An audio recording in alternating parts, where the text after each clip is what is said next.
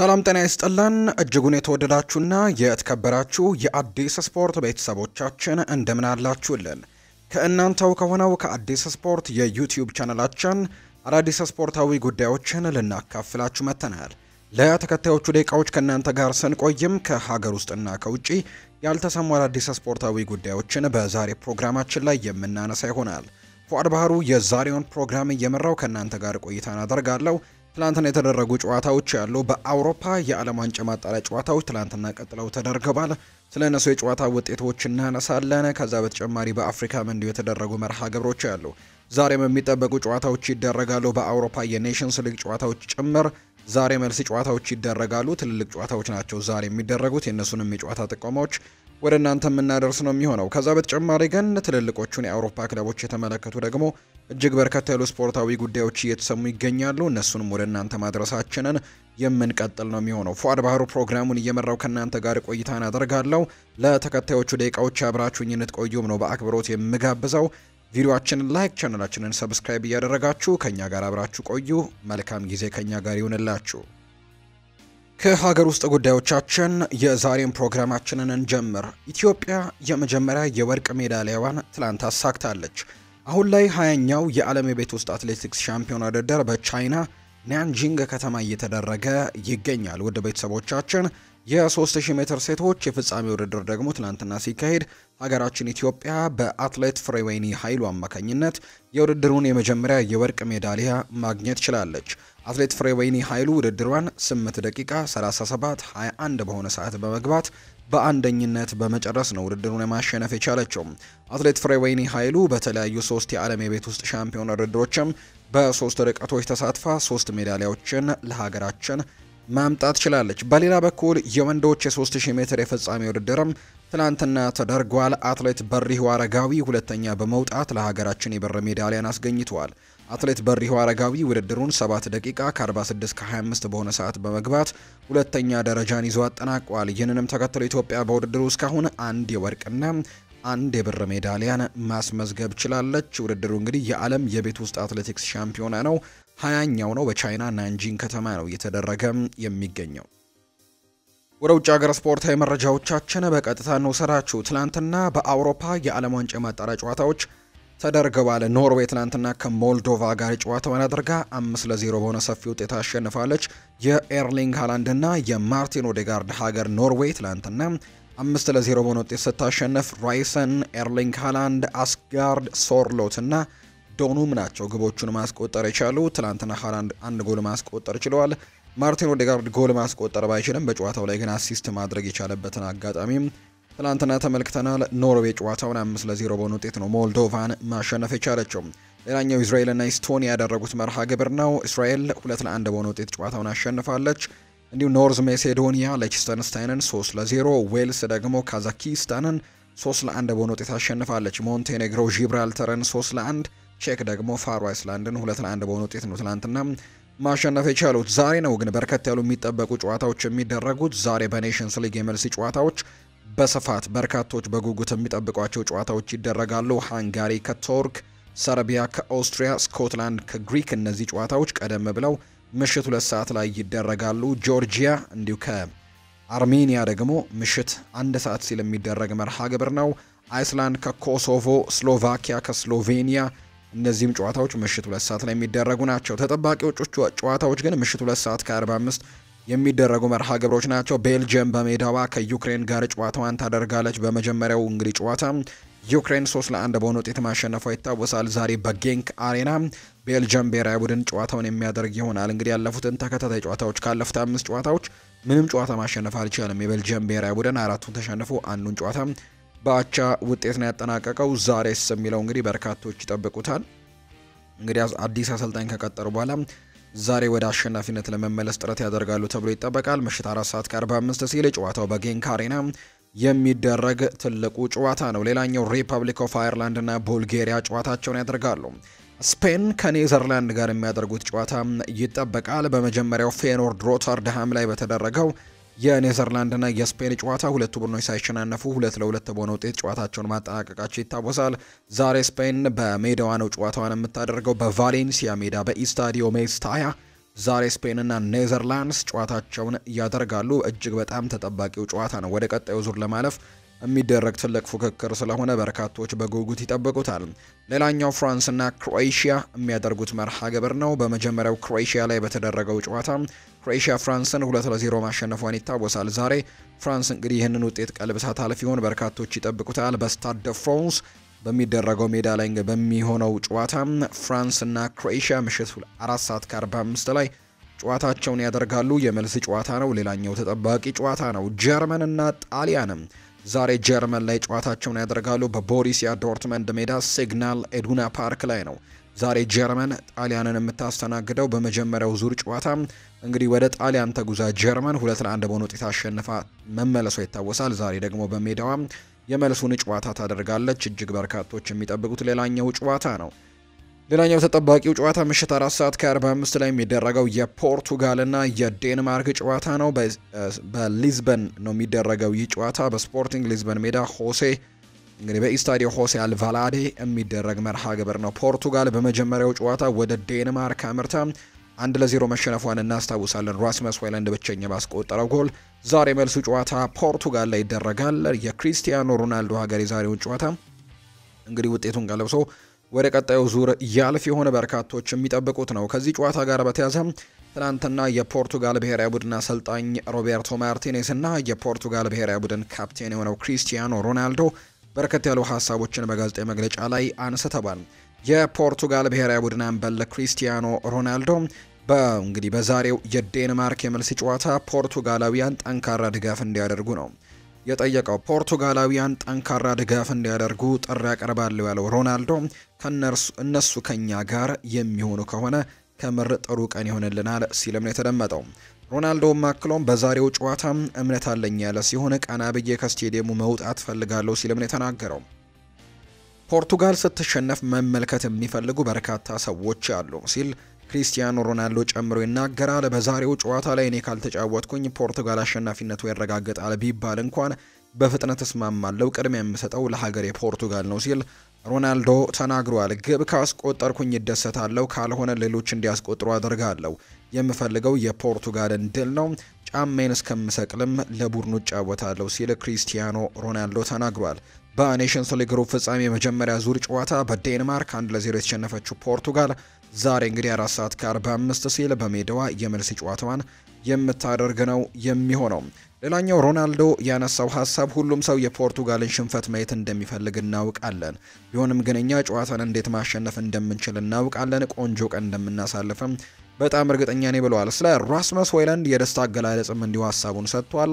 ሆይሉንድ የኔን ደስታ አገላለጽ መጠቀሙ ችግር የለውም፣ እንደ ንቀት አልመለከተውም። እሱ ሳይሆን ሌሎች አትሌቶች ሲጠቀሙ ታያለው።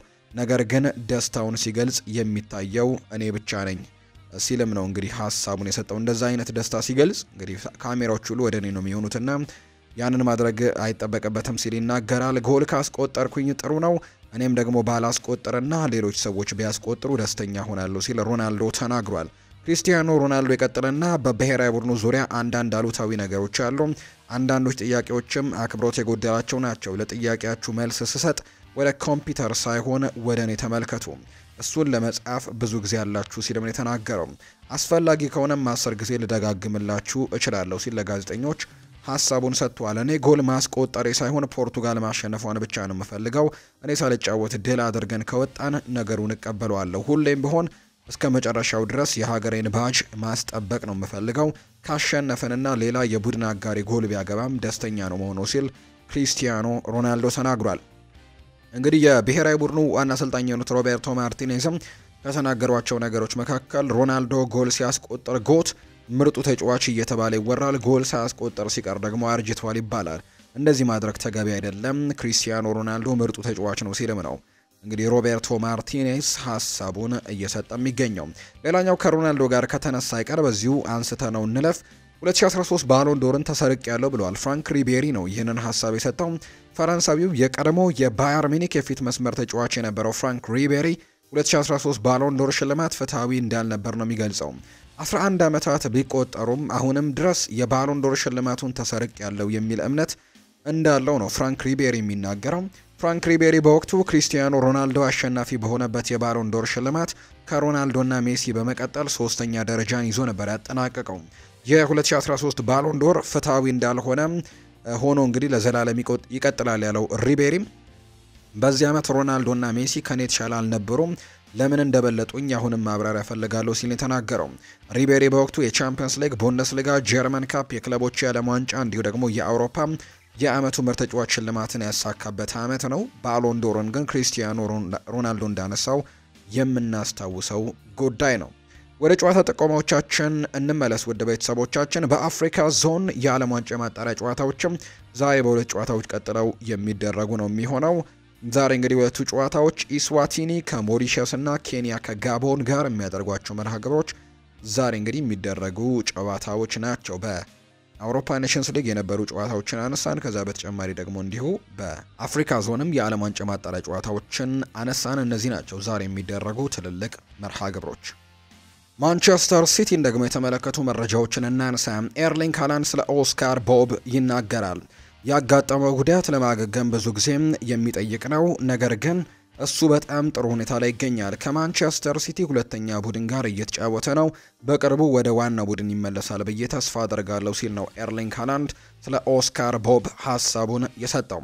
አላማችን ኤፍ ኤ ካፕን ዋንጫን ማሸነፍ ነው ብለዋል ሃላንድ ጨምሮ። የማንቸስተር ሲቲ የፊት መስመር ተጫዋች የሆነው ኤርሊንግ ብራውት ሃላንድ በዚህ ውድድር ዓመት ማሳካት የሚፈልገው የቻምፒየንስ ሊግ ስፍራ ላይ መጨረስና ኤፍ ኤ ካፕን ማሸነፍ እንደሆነ ይገልጻል።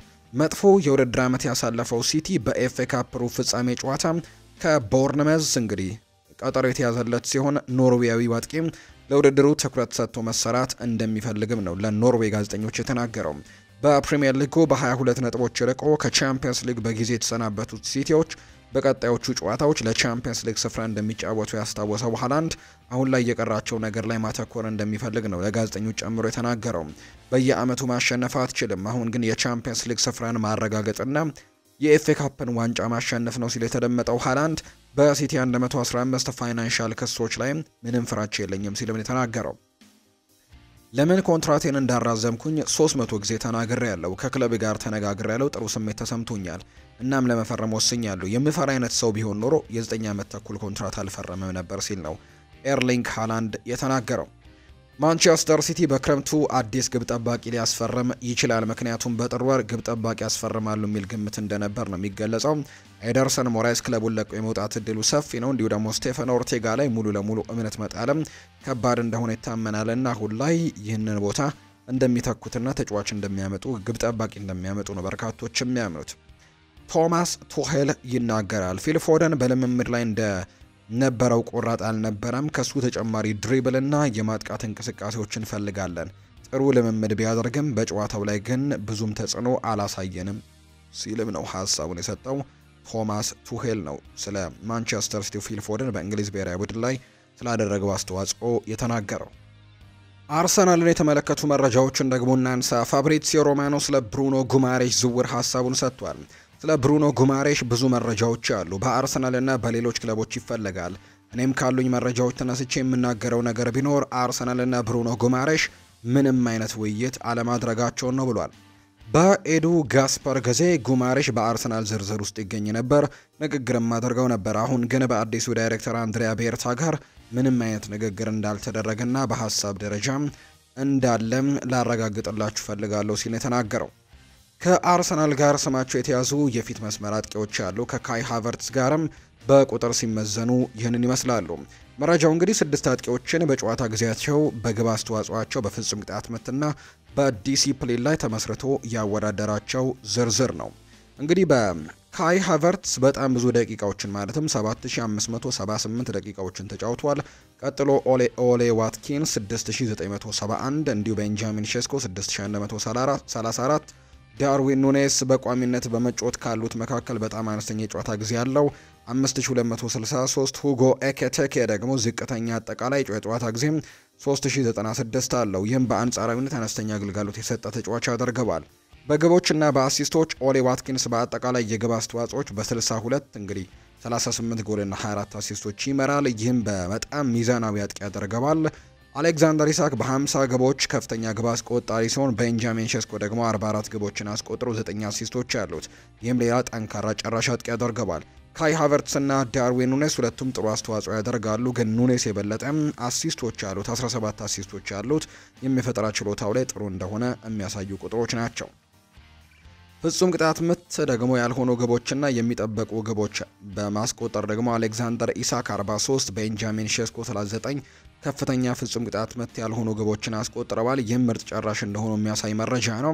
በተጨማሪም አሌክዛንደር ኢሳክ ከፍተኛ ኤክስፔክተድ ጎልስ ያለው ሰው ነው፣ 35.9 አለው። ይህ ማለት ጎል አነፍናፊ እንደሆነ የሚያሳይ ቁጥራዊ መረጃ እንደሆነ ይገለጻል። ኦሌ ዋትኪንስ 32.3 ኤክስጂ ያለው፣ ዳርዊን ኑኔስ 28.7 እንዲሁ ደግሞ ከፍተኛ ኤክስፔክተድ ጎልስ አላቸው። ነገር ግን የዳርዊን ኑኔስ የዝቅተኛ የግብ ብዛት ወጥነት እንደሌለው ነው የሚጠቁመው።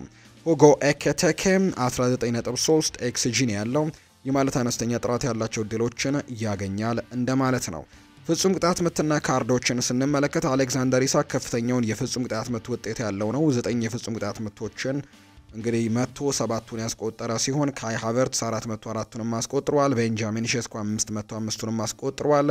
ከቦታው ደግሞ ፍጹም ናቸው። ይህም ደግሞ በግብ አሰጣጥ ውጤታማነት ላይ ትንሽ ተጽዕኖ ያሳድራሉ።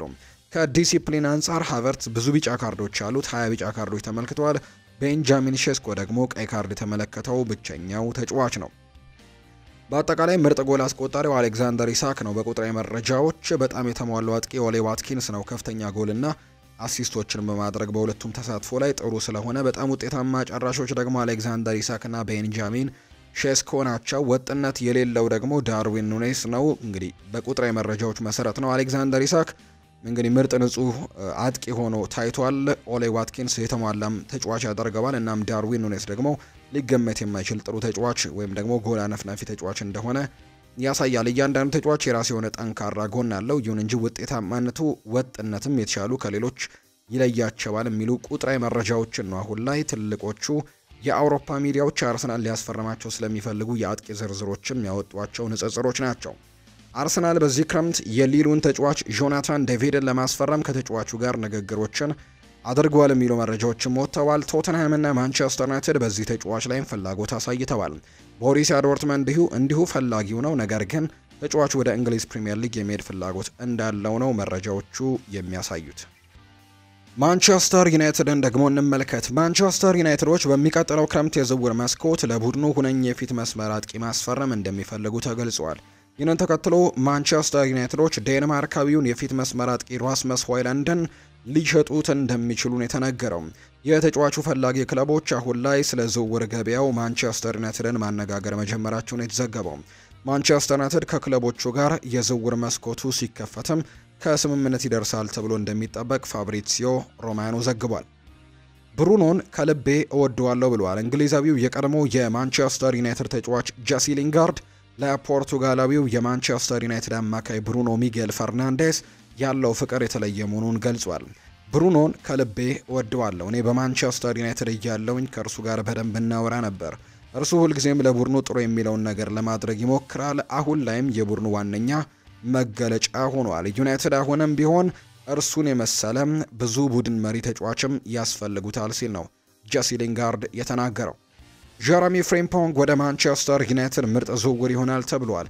አንጋፋው የቀድሞ የማንቸስተር ዩናይትድ የመሃል ተከላካይ ያፕስታም የባየር ሌቨርኩዘኑ የቀይ መስመር ተከላካይ ጀረሚ ፍሪምፖንግ ማንቸስተር ዩናይትድ አጽንኦት ሰጥቶ ሊመለከተው እንደሚገባ እርሱን ማስፈረም ከቻለ ምርጥ ዝውውር እንደሚሆን ይጠቁማል። ጀረሚ ፍሪምፖንግ ራይት ዊንግ ባክ እና እንዲሁ ደግሞ ሴንተር ባክ ላይም መጫወት የሚችል አይነት ተጫዋች ነው። አስደናቂ ፍጥነት ያለው ቀጥተኛ የሆነና ግቦችን ማስቆጠር የሚችል ተጫዋች ነው። በተጨማሪም በርካታ የግብ ዕድሎችን ለቡድን አጋሮቹ መፍጠር ይችላል። እርሱ ለማንቸስተር ዩናይትድ ቢፈርም ምርጥ ዝውውር ይሆናል ብዬ አስባለሁ።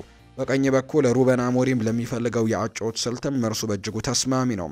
ጀረሚ ፍሪምፖንግ የተለየ ጥራቶች ያሉት ከመሆኑም በላይ በጀርመን ግሩም ስራን እየሰራ ያለ ተጫዋች ነው። ለማንቸስተር ዩናይትድ የአጨዋወት ስልትም የሚስማማ ትልቅ ተጫዋች ይመስለኛል ሲል ነው ያፕስታም ስለ ጀረሚ ፍሪምፖንግ ሀሳቡን የተናገረው። ሩበን አሞሪም ሊጉን ለማሸነፍ ምን እንደሚያስፈልግ ያውቃል ብሏል። ዌልሳዊው የቀድሞ የማንቸስተር ዩናይትድ የመስመር አጥቂ የነበረው ራያን ጊግስ ነው ይህንን ሀሳብ የሰጠው። ፖርቱጋላዊው አሰልጣኝ ሩበን አሞሪም ከደጋፊዎች የሚደረግለት ድጋፍ ሊቀጥል እንደሚገባ ነው ያሳሰበው። አሰልጣኝ ሩበን አሞሪም የፕሪሚየር ሊጉን ዋንጫ ምን እንደሚያስፈልገው ጠንቅቆ ያውቃል። እርሱ ትልቅ ግርማ ያለው አሰልጣኝ ነው፣ ስብዕናውም ጥሩ ነው። ሆኖም ግን አሁን ላይ ጠንከር ያሉ ትችቶች ይሰነዘሩበት ጀምሯል። ነገር ግን የክለቡ ደጋፊዎች ለእርሱ ሊከላከሉለት ይገባል ሲል ነው ሪያን ጊግስ ስለ ሩበን አሞሪም የተናገረው። ሩበን አሞሪም እንግዲህ አሁን ላይ የዝውውር መስኮቱ ሲከፈት በ10 ቁጥር ሚና ላይ ወይም በ10 ቁጥር ላይ በሚጫወት ተጫዋቾች ላይ ፍላጎት እንዳለው እየተገለጸ ይገኛል። እዛ ቦታ ላይ መጫወት ከሚችሉ ተጫዋቾችም ወደ ስብስቡ መቀላቀል ይፈልጋል። ዣቪ ሳይመንስ እና ኬናን ይልዲዝ የክረምቱ የመጀመሪያ እቅዶቹ ናቸው ብሏል ፕሌቲ ጎል በመረጃው። ብሩኖ ሚጌል ፈርናንዴስ የክለቡን የአመቱ ምርጥ ተጫዋች ሽልማትን ስለማሸነፍ ተጠይቆ ምላሹን ሰጥቷል። በጣም ጠቃሚ ሽልማት ነው፣ ለክለቡ በጣም ደግሞ ጠቃሚ ሽልማት ነው። ይህንን ሽልማት ለሚያሸንፈው ለእያንዳንዱ ተጫዋች ጭምር፣ ነገር ግን ትኩረቴ ሁሉ ሽልማቱን ስለማሸነፍ አይደለም። የውድድር ዓመቱን በአውሮፓ ውድድር ፍጻሜ በመድረስና በጠንካራ ቦታ ላይ ሆኖ መጨረስ ላይ ትኩረቴን አደርጋለሁ ሲል ብሩኖ ሚጌል ፈርናንዴስ ሀሳቡን የሰጠ ተጫዋች ነው። ሊቨርፑልን የተመለከቱ መረጃዎችን ደግሞ የምናነሳበት ሰዓት ላይ እንገኛለን። ውድ ቤተሰቦቻችን ወጣቱ ድንቅ የመሃል አጥቂ የሆነው ሁጎ ኤኪቲኬ በዚህ ክረምት አይንትራክ ፍራንክፈርትን እንደሚለቅ ይጠበቃል። ተጫዋቹም በተለያዩ እንግሊዝ ላይ በሚገኙ ታላላቅ ክለቦች ራዳር ውስጥ ገብተዋል ብለዋል ፋብሪዚዮ ሮማኖ። ከነዚህ መካከል ሊቨርፑል ዋነኛው እንደሆነ ነው ዘገባዎች የሚያሳዩት።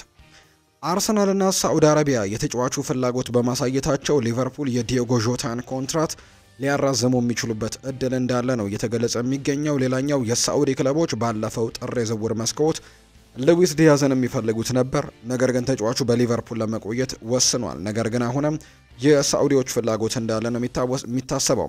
በጥር እንግዲህ ማንቸስተር ሲቲም ይህንን ተጫዋች ይፈልገዋል የሚሉ መረጃዎች ሲወጡ እንደነበር እናስታውሳለን። አርሰናልም እንግዲህ እንደ አንዳንድ ምንጮች ገለጻ ከሆነ ሉዊስ ዲያዝን ሊፈልግ የሚችልበት እድል ይኖራል የሚሉ ዘገባዎች እንዲሁ እያሳዩ ይገኛሉ። ፋብሪዚዮ ሮማኖን ጨምሮ ፍሌቸርም ይህንን መረጃ አጋርቶታል።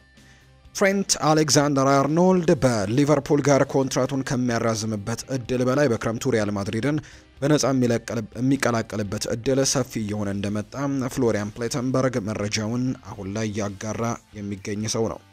ሪያል ማድሪድን የተመለከቱ መረጃዎችን እናንሳ። የራኡል አሴንሲዮ የገበያ ዋጋ ከ7.5 ሚሊዮን ዩሮ ወደ 30 ሚሊዮን ዩሮ ጨምሯል ሲል ትራንስፈር ማርኬት ዘግቧል። ሪያል ማድሪድ ይህንን ተጫዋች ኮንትራት ሊያራዝምለት እንዳሰበ ነው ዘገባዎች የሚጠቁሙት። ሪያል ማድሪድ በቅርብ ሳምንታት ውስጥ ዴን ሆይችሰንንም እየተከታተለው ይገኛል። ይህ ተጫዋች እያሳየ ባለው አቋምም እጅጉን ሪያል ማድሪዶች ተደንቀዋል ሲል ማርካ ዘግቧል። ሪያል ማድሪድን ጨምሮ ሌሎች የአውሮፓ ታላላቅ ክለቦችም የቦርንመዙን ስፔናዊ ዴን ሆይችሰንን ለማስፈረም ሙከራዎችን ማድረጋቸውን ይቀጥላሉ። በማድሪድ ጫሜን መስቀል እፈልጋለሁ ብሏል ሉካ ሞድሪች። ክሮኤሽያዊው የሪያል ማድሪድ ታሪካዊ የመሃል ሜዳ ተጫዋች የሆነው ሉካ ሞድሪች አሁን ላይ እግር ኳስን ስለማቆም እንደማያስብ ነው የገለጸው። ጫሜን ስለ መስቀል እያሰብኩኝ አይደለም ያለው ሉካ ሞድሪች አሁን ላይ በተጫዋችነት መቀጠልና ማሸነፍን የምፈልገው ሲልም ተናግሯል። የ39 ዓመቱ ሉካ ሞድሪች አክሎም ህልሜ በሪያል ማድሪድ ቤት ጫሜን መስቀል ነው ሲል ሌላ ክለብ መቀላቀል እንደማይፈልግ አረጋግጧል። ስለ ውል ማራዘም ያነሳው ሉካ ሞድሪች መቸኮል አያስፈልግም፣ ውድድሩ ረጅም ነው፣ ብዙ ጨዋታዎችም አሉን፣ ከዛም እናያለን ሲልም ነው የተደመጠው ሉካ ሞድሪች። በሻቪ አሎንዞ ጉዳይ እስካሁን ምንም አይነት አዲስ ነገር የለም። አሰልጣኙ የወደፊት ውሳኔውን የመወሰን ዕጣ ፈንታው በእጁ ላይ እንደሚገኝ መረጃዎች ያሳያሉ። ቤተሰቦቹም ቢሆኑ ምንም አይነት ውሳኔ አላሳለፉም። በሚቀጥሉት ዓመታት በባየር ሌቨርኩዘን ቤት ይቆያል አይቆይም የሚለው ነገር እስካሁን ምንም የተረጋገጠ መረጃ እንደሌለው ነው ማርካ መረጃውን ያጋራው። ባየር ሌቨርኩዘን አንቶኒ ሩዲገር ላይ ፍላጎት ቢኖረውም ተጫዋቹ ግን ልቡ በማድሪድ ስለሆነ በክለቡ ትልቅ ፍቅርም አለው፣ እዚህ መቆየት ምርጫ እንዳለው ነው 19 ሚኒት የተባለው የመረጃ ምንጭ እየገለጸ የሚገኘው። ሪያል ማድሪድ የፕሪሚየር ሊጉን ባለተሰጥኦ ለመመልከትም ተመልካቾችን በተደጋጋሚ ሲልክ ነበር። ሪያል ማድሪድ ከቅርብ ዓመታት ወዲህ ለብራዚላዊው ባለተሰጥኦ ከ150 ሚሊዮን ዩሮ በላይ አውጥቶ ነበር። ማድሪድ ለብራዚላዊው ባለተሰጥኦ ኤንድሪክ ፊሊፔ ሬይነር ጄላስ፣ ሮድሪጎ ጓይስ፣ ቪኒሲዮስ ጁኒየር ከብራዚል እግር ኳስ ለማምጣትም ብዙ ገንዘብ ለማውጣት አይፈሩም ነበር። ጁድ ቤሊንግሃምን ከቦሩሲያ ዶርትመንድ ሪከርድ በሆነ ዋጋ ማምጣታቸው ይታወሳል። ትሬንት አሌክዛንደር አርኖልድን በክረምቱ ወደ ሳንቲያጎ ቤርናቢው ይደርሳል ተብሎ የሚጠበቅበት ወቅት ነው። እንደ ከቼንድ ኦፍሳይድ ዘገባ ከሆነ ማድሪዶች ፍላጎታቸውን የፕሪሚየር ሊጉ ባለተሰጥኦ ከሆነ መካከል የአርሰናሉ ኮከብ ተጫዋች ኤታን ዌኔሪን እየፈለጉ ነው ብለዋል። የ17 ዓመት ዕድሜው እንግዲህ ይህ ተጫዋች በዚህ ወቅትም የአርሰናል የጉዳት ቀውስ ምክንያት በማድረግ በኤምሬትስ ብቅ ካሉ ኮከብ ተጫዋቾች አንዱ ሆኗል። ኤታን ዌኔሪ በሚኬል አርቴታ በተሰጡት እድሎች ምክንያት እያደገ መጥቷል። በቻምፒየንስ ሊግ ዢሮና ላይ ድንቅ ጎል አስቆጥሯል። ሎስ ብላንኮቹ ከፓሪስ ሰን ዠርሜን እና ከኤሲ ሚላን ጋር በመሆን በዚህ ውድድር ዓመት ኢታን ዌኔሪን ለመመልከትም ስካውቶችን ልከዋል። ማድሪዶች አሁን ላይ የኢታን ዌኔሪን እድገትን በከፍተኛ ሁኔታ እየተከታተሉ ነው። ኢታን ዌኔሪን ለማስፈረም የሚደረግ ማንኛውም ሙከራ ከአርሰናሎች ጠንከር ያለ ምላሽ የሚሰጠው ይሆናል። ኢታን ዌኔሪ በኤምሬትስ ከማይነኩ ተጫዋቾች መካከል ይቆጠራል። አርሰናል ለእድገቱ ቅድሚያ መስጠቱ ለክለቡ ያለውን ታማኝነትም ያሳያል። ኢታን ዌኔሪ በዚህ ውድድር ዘመን 29 ጨዋታዎችን አድርገው 8 ጎሎች ላይ መሳተፍም ችሏል። እስካሁን ድረስ በየ121 ደቂቃው በአማካይ አንድ የግብ አስተዋጽኦን ያደርጋል። በቅርቡ ደግሞ ከ21 ዓመት በታች ቡድን ጥሪ በማግኘቱ ለእንግሊዝ ብሔራዊ ቡድን ጨዋታውን አድርጓል። ለእንግሊዝ ከ17 ዓመት በታች ቡድን በ28 ጨዋታዎች 15 ጎሎችን ሲያስቆጠር ከ19 በታች ቡድን ደግሞ 6 ጎሎችን ማስቆጠሩን የምናስታውሰው ጉዳይ ነው። ዩቬንቱስ አሰልጣኙን ሊያሰናበት ነው። የጣሊያን ሲሪኤው ክለብ ዩቬንቱስ የቡድኑን ዋና አሰልጣኝ ቲያጎ ሞታን ለማሰናበት ማሰባቸውን የጣሊያን መገናኛ ብዙሃን ዘግበዋል። ዩቬንቱስ ቀጣይ ሳምንት ቅዳሜ ከዤኗ ጋር ከሚያደርገው የሊግ መርሃ ግብር በኋላ ከአሰልጣኙ ጋር ለመለየት ማሰባቸው ተነግሯል። ዩቬንቱስ በቀጣይ እስከ ውድድር ዘመኑ መጨረሻ በ4 ወራት ኮንትራትም አሰልጣኝ ሮቤርቶ ማንቺኒን ለመሾም እንደወሰኑ ነው የተነገረው። አሰልጣኝ ሮቤርቶ ማንሲኒ እንግዲህ ቡድኑን ለአውሮፓ ቻምፒየንስ ሊግ ማሳለፍ ከቻሉ በክለቡ ውላቸው እንደሚራዘም ተነግሯል። ዩቬንቱስ በሊጉ 52 ነጥቦችን በመሰብሰብ 5ኛ ደረጃ ላይ የተቀመጠ ቡድን ነው። ቲም ሼርውድ ቸልሲ ያለ ኒኮላ ጃክሰን ነገሮች እንደሚከብዱት ገልጿል። ኒኮላ ጃክሰን ምንም እንኳን ድንቅ ግብ አስቆጣሪ ባይሆንም በዚህ ዓመት የእሱ ምትክ እንደሌለው ተናግሯል። ቲም ሼርውድ ሴኔጋላዊ አጥቂ እንደ ኮል ፓልመር እና ኤንዞ ፈርናንዴዝ ላሉ ተጫዋቾች ሜዳ ላይ ትልቅ ክፍተትን እንደሚፈጥር ጠቁመዋል። የቀድሞው የቶትንሃም ኮከብ ለሜትሮ ሲናገር የጃክሰን አለመገኘት ለቸልሲ ትልቅ ጉዳት እንደሆነና ለኤንዞ ማሬስካም ያለ ቀድሞ የቪያሪያል ሰው ስኬታማ የሚሆንበት መንገድ መፈለግ እንዳለበት ይናገራል። ኒኮላ ጃክሰን በእርግጠኝነት የተናቀ ይመስለኛል። እሱ የትኩረት ነጥብ ኒኮላ ጃክሰን ለቸልሲ እውነተኛ የውጤት ምንጭ ነው ብዬ አስባለሁ። ኒኮላ ጃክሰን እየተመለሰ ቡድኑን የሚያግዝበት መንገድም አስደሳች ነበር። እንደ ኮል ፓልመር ላሉ ተጫዋቾችም ወደፊት እንዲገቡ ቦታ ለመፍጠር ብዙ ጊዜ ይሰራል። ተጫዋቾች ወደ ኋላ እየወሰደም ለኮል ፓልመር ብዙ ጊዜ ግብ ማግኘትም ምክንያት ይሆናል። ፓልመር ብዙ ጊዜ ጃክሰን የፈጠረውን ቦታም ተጠቅሟል ሲልም ነው የተናገረው። ኤንዞ ፈርናንዴዝ እንዲሁ ለኒኮላ ጃክሰን ሲኖር የተሻለ ግብ አስቆጣሪ ነው ብዬ አስባለሁ። አሁን ቼልሲዎች በክረምቱ መሀሉን የሚይዝና ለመሀል ተጫዋቾች ደግሞ ቦታ የሚፈጥርላቸው ተጫዋቾችን ይፈልጋሉ። አሁንም ጃክሰንን በጣም ይናፍቁት ይሆናል። ጃክሰን ጎበዝ ጎል አስቆጣሪ አይደለም፣ ነገር ግን እሱን በቀላሉ መተካት ግን አይችሉም ብሏል። ክሪስቶፈር ኢንኩንኩን ሞክረውታል፣ ወይም ፔድሮ ኔቶን እንደ ሐሰተኛ 9 ቁጥር ሞክረዋል፣ ነገር ግን አልሰራም። አንዳንድ ጊዜ አሰልጣኙ ሌላ መንገድ መፈለግ አለበት። እኔ እንደማስበው ኒኮላ ጃክሰን ብዙውን ጊዜ እየተመለሰ ይጫወታል፣ ወይም ደግሞ ረዘም ላለ ጊዜ ያለ እረፍት ግልጋሎት ይሰጣል። እሱ በሌለበት ጊዜ ያንን ከየትኛውም ተጫዋች አያገኙም። ስለሆነም ደግሞ እሱ በጣም ይናፍቃቸዋል ብሏል። ኒኮላ ጃክሰን በዚህ ውድድር ዘመን ባደረጋቸው 23 የፕሪሚየር ሊግ ጨዋታዎች 9 ጎሎችን አስቆጥሮ 5 አሲስቶችን አድርጓል። ጃክሰን ከኢንተርናሽናል ጨዋታ በኋላ ወደ ጨዋታ ይመለሳል ተብሎ ይጠበቃል። ኤንዞ ማሬስካም ኒኮላ ጃክሰንን ወደ ጨዋታ እንደሚመለስ ነው እያረጋገጡ እንደሚገኙ ዘገባዎች እያሳዩ የሚገኙት። የማቲያስ ቴል የወደፊት ቆይታ በቶተንሃም ሆትስፐርስ ታውቋል። የማቲያስ ቴል ውሰት በቶተንሃም ሆትስፐርስ ቋሚ የሚሆንበት እድል ሊኖር ይችላል። ወጣቱ አጥቂ የወደፊት ህይወቱን በሰሜን ለንደን አየር ላይ ነው። ቶተንሃም ሆትስፐርስ ወጣቱን ፈረንሳዊ በጥር ወርም ወደ ሰሜን ለንደን ለማምጣትም ሁሉንም ጥረት አድርጓል። አንጌ ፖስት ኮግሉ ተጫዋቹ እንዲዘዋወርም በግል አሳምኑታል። እሱን በማሳመን ረገድ የቀድሞው የክለቡ ኮከብም ሃሪ ኬን ሳይቀር የራሱን ሚናም ተጫውቷል። ነገር ግን በማቲያስ ቴል መምጣት ዙሪያ ብዙ ደስታ ቢፈጥርም ቴል ግን በሁሉም ውድድሮች አንድ ጎል ብቻ ያስቆጠረ ነው። ነገር ግን ወጣቱ አጥቂ አስደሳች ተስፋ አለው። ነገር ግን ከፕሪሚየር ሊግ ጋር መላመድ በጭራሽ ቀላል አይሆንለትም። የስፐርሱ አለቃ አሁንም ከማቲያስ ቴል የበለጠ ትልቅ ነገር ይኖራል ብለው ተስፋ ያደርጋሉ። ነገር ግን ትዕግስት ማድረግ ለወጣቱ ተጫዋችም ቁልፍ ነገር ነው። ፋብሪዚዮ ሮማኖ ስለ ማቲያስ ቴል የወደፊት እጣ ፈንታ ምን አለ ተብሎ ተጠይቆም ሲናገር ቶተንሃሞች በማቲያስ ቴል እድገት በጣም ደስተኛ እንደሆኑ ለጊቭ ሚ ስፖርት ተናግሯል። ስፐርስ በሂደት ውስጥም ከፍተኛ ደረጃ ያለው ተጫዋች በአጥቂ ውስጥም እንደሚያዩና በረጅም ጊዜ ውስጥም ትልቅ ተጫዋች የመሆን ባህሪ እንዳለው እንደሚያምኑ ነው የገለጸው።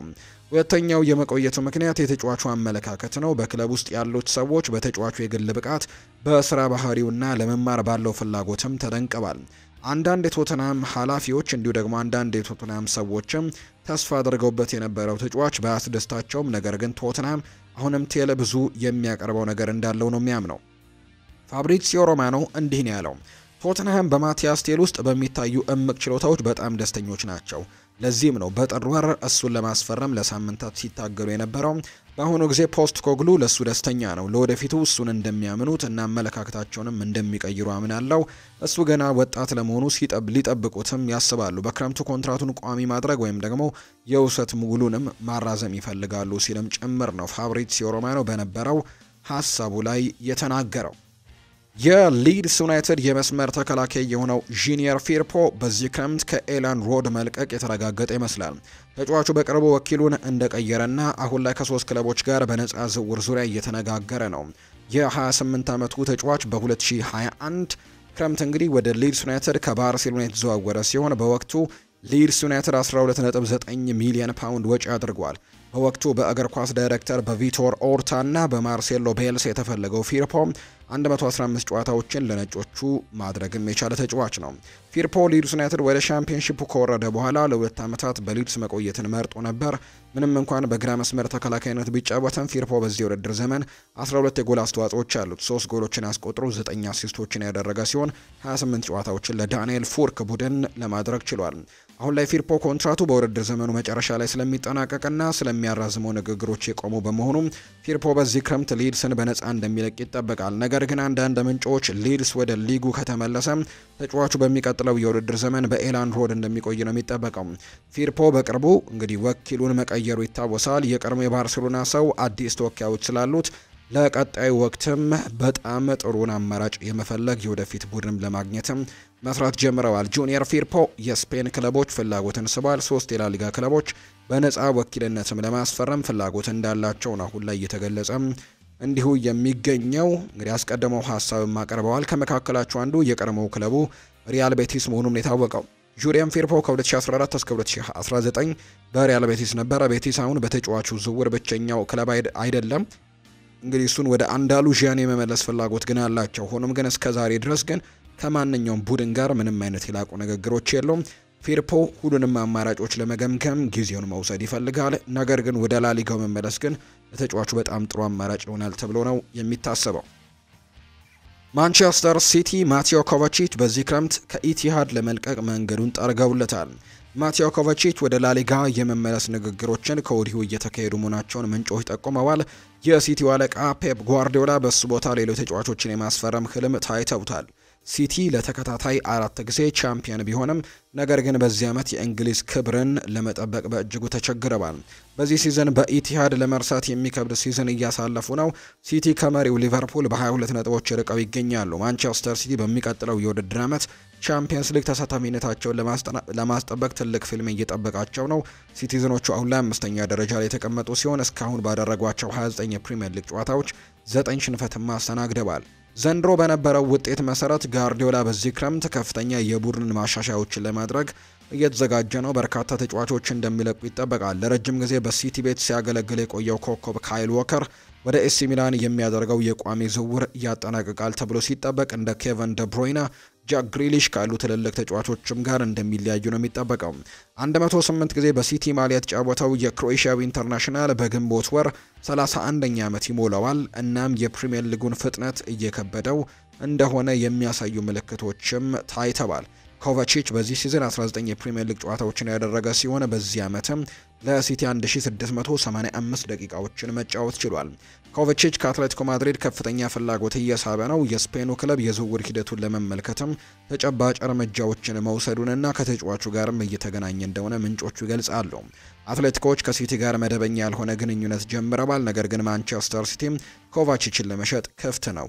እሱን ለመልቀቅም ወደ 30 ሚሊዮን ዩሮ የሚደርስ ዋጋም እንደሚጠይቁ ነው እየታወቀም የሚገኘው።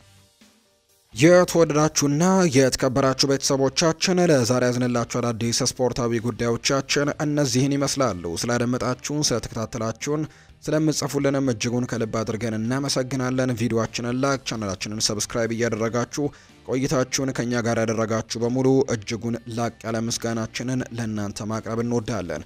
ፉአድ ባህሩ የዛሬውን ፕሮግራም እየመራው ከእናንተ ጋር ቆይታን አድርጌያለሁ። በነገው ፕሮግራማችን ዳግም ሌሎች ርዕሰ ጉዳዮችን ይዘን ተመልሰን የምንገናኝ ነው የሚሆነው። ስላደመጣችሁኝ ከልብ አድርጌ አመሰግናለሁ። መልካም ቀን ይሁንላችሁ።